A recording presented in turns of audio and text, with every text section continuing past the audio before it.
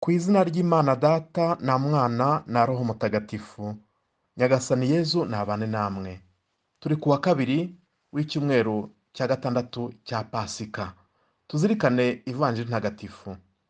Muri icyo gihe Yezu agiye kuva kuri iyi si ngo asange se, abwira abigishwa be ati, ubu rero nsanze uwantumye.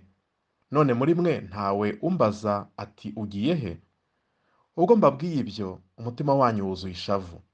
Ariko mbabwire ukuri, ngiye byabagirira akamaro, kuko ntagiye umuvugizi ntiyabazamo, ariko ningenda nzamuboherereza.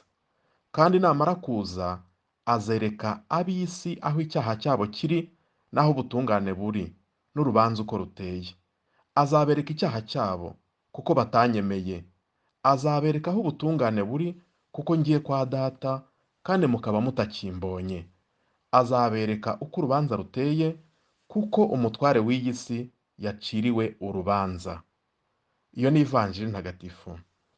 Bavandimwe mwese mudukurikiye, kuri uyu wa kabiri turazirikana iyi Vanjiri ntagatifu, aho Yezu Kristo yereka abe ko kugenda kwe, gusubira mu ijuru kwe, birabagirira akamaro kuruta uko bamugumana imbonankubone, ko nagenda azabohereza Roho Mutagatifu. Arababwira ati, kuki mutambaza aho ngiye?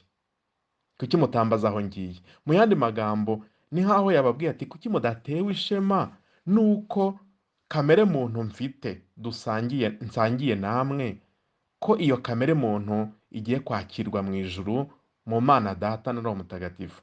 Nimwishimire ko ubumuntu bwanyu bugiye kwakirwa mu ijuru. Ndetse kwakira Roho Mutagatifu ni ikimenyetso cy'uko Kristo yazutse. Kuko Roho Mutagatifu, Roho nyir'ukuri, umuvugizi, avoka, uturwanirira, utuvuganira, utubwiriza ibinyura Imana, niwe uzakuraho imbibi zose zakadutandukanyije na Yezu Kristo. Ni Roho Mutagatifu mbere na mbere uzereka ab'isi aho icyaha cyabo kiri, nk'uko Yezu abivuga, ariko ntago ari Roho uhiga icyaha gusa, ahubwo azereka n'ab'isi aho ubutungane bwabo buri. Mu yandi magambo, ni Roho Mutagatifu uzamurikira bene Adamu. Mwibuke ko Adamu na Eva bihaye kuba ari bo bagenga ikibi n'icyiza, kuba ari bo bamenya ngo iki ni kibi, iki ni cyiza, akaba ari bo bagena ngo twe turitekerereza, turakuze, twakora ibyo dushaka, twifatira icyemezo, ni amahitamo yacu.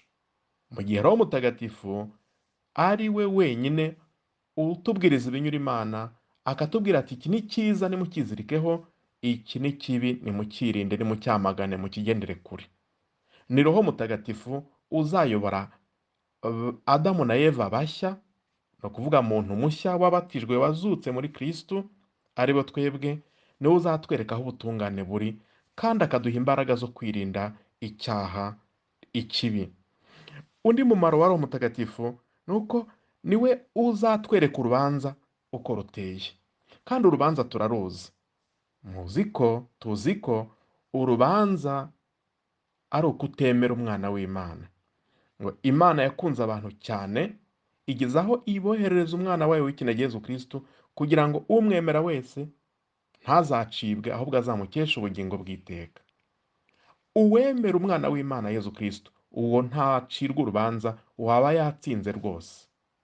Kandi ntawavuga ko Yezu Kristo ari umwana w'Imana wigize umuntu atabihawe na Roho Mutagatifu.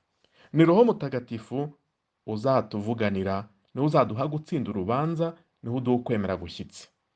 Icya gatatu, ni Roho Mutagatifu utugira abo mu gihe cya Yezu. Tumaze kubona ibintu bitatu. Roho Mutagatifu atwereka aho icyaha kiri, icyo ni icya mbere. Roho Mutagatifu atwereka aho ubutungane buri, inzira inyura Imana. Icya gatatu, Roho Mutagatifu niwe utugira abo mu gihe cya Yezu, nyamara tukibereye turi mu mwaka wa 2024. Ni Roho Mutagatifu utuma tubatizwa ya batisimo ya Yezu, urupfu rwe n'izuka bye. Ni Roho Mutagatifu utuma dusangira na Yezu muri rya sangira rya nyuma, nk'aho natwe twari kumwe n'intumwa ze, bityo tugahabwa Ukarisitiya. ni roho mutagatifu utujyana i Yeruzalemu natwe tugakomezwa nk'aho twari kuri pentekoste cya gihe, tugahabwa roho mutagatifu n'ingabire ze zose, kandi twibereye muri 2024 hashize imyaka irenga ibihumbi bibiri. Ni roho mutagatifu utugira abasaseredoti nk'aho turi kuri wa kane mutagatifu ari mu isakaramento ry'ubusaseredoti n'ukarisitiya. Ni roho mutagatifu utuma Yezu Kristo adukoraho uko yakoraga kuri ba banyabyaha ati genda ibyaha byawe urabikijijwe, ukwemera kwawe kuragukijijwe, ukwemera kwawe kuragukijije, natwe tugahabwa imbabazi z'Imana nk'aho twakagendanye imbona nkubone na Yezu Kristo. Ni roho mutagatifu ukuraho intera, ibihe n'iminsi, bityo akaduha kunga ubumwe na Yezu Kristo, tukaba abo mu gihe cya Yezu Kristo. Yezu Kristo akaba ari kumwe natwe iminsi yose kugeza igihe isi izashirira. Ni roho mutagatifu bidushoboza.